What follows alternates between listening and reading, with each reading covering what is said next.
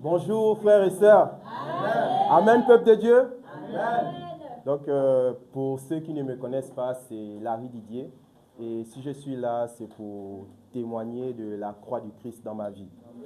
Et sur ce, allons rapidement dans le livre de Luc 9, le verset 23. Lisons. Si quelqu'un veut venir après moi, qu'il renonce à lui-même, qu'il se charge chaque jour de sa croix et qu'il me suive. Et avant d'expliquer le verset, prions.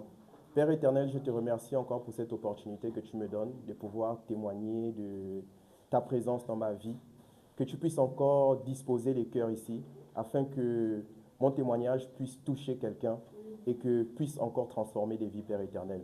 Merci au nom de Jésus que je priais. Amen. Amen. Et Luc 9, verset 23, c'est un passage clé où Jésus ici nous enseigne le cours du discipulat. Et il dit, renonce à lui-même. Renonce à lui-même veut simplement dire mettre de côté ses désirs, son égoïsme, sa volonté pour s'aligner à la volonté de Dieu. Il dit qu'il se charge chaque jour de sa croix. La croix symbolise ici la souffrance, le fardeau, les défis et le sacrifice personnel accepté de manière quotidienne par amour pour Jésus. Et qu'il me suive. L'objectif final, c'est d'imiter Jésus, de marcher sur ses pas et de vivre selon ses enseignements, même face aux difficultés. En bref, c'est une invitation au dévouement total, impliquant un engagement quotidien volontaire à accepter les difficultés pour suivre le Christ, pas de porter sa croix de manière physique. Et moi, c'est Larry Didier. Je suis consultant financier et actuellement, je donne aussi des cours en mathématiques au niveau primaire et collège. Donc, je suis deuxième d'une famille de 4 enfants. Et donc, je suis disciple depuis 2 ans et demi.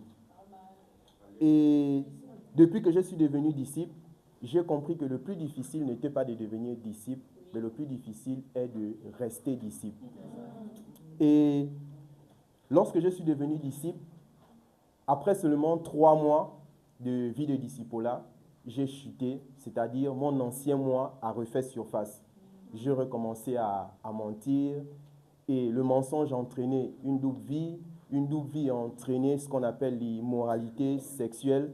Et voici dans quoi je me suis retrouvé après seulement 3 mois de vie de disciple.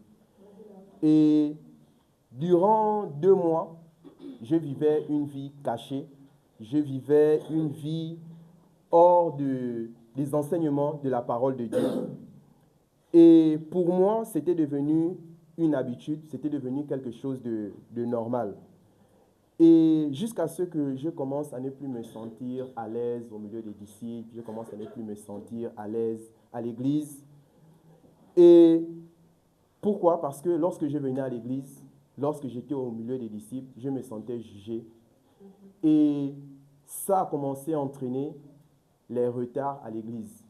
Je venais tout le temps maintenant en retard et les retards ont entraîné le manque de présence au culte. Je commençais à m'absenter au culte.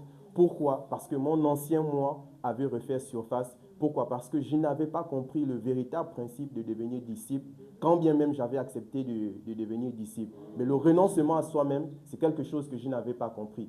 Qu'est-ce qui voulait dire réellement renoncer à soi-même? Qu'est-ce qui voulait dire porter sa croix chaque jour? Et qu'est-ce qui voulait dire suivre Jésus? Quel prix est-ce que ça devrait me coûter? Donc, moi, j'avais accepté de suivre Jésus, c'est vrai, mais parce que je n'avais pas compris le principe de renonciation à soi-même, que mon ancien moi a refait surface. Et jusqu'à ce que je prenne la décision de me confesser. Et quand je me suis confessé, j'ai eu des études bibliques avec des dirigeants, formateurs, des formations. Et durant ces 2 mois d'études bibliques et de formation, là maintenant, j'ai compris ce qui voulait dire renoncer à soi-même, suivre le Christ et porter sa croix chaque jour. Et lorsque j'ai compris ça, la décision est encore devenue plus difficile que la première fois lorsque j'avais décidé de devenir disciple. Parce que là, maintenant, il fallait prendre la décision, soit de retourner dans le monde ou de renoncer réellement à moi-même pour vivre une vie de disciple. Et après 2 mois d'études bibliques et de formation, j'ai finalement décidé de porter ma croix, de renoncer à moi-même et de suivre Jésus.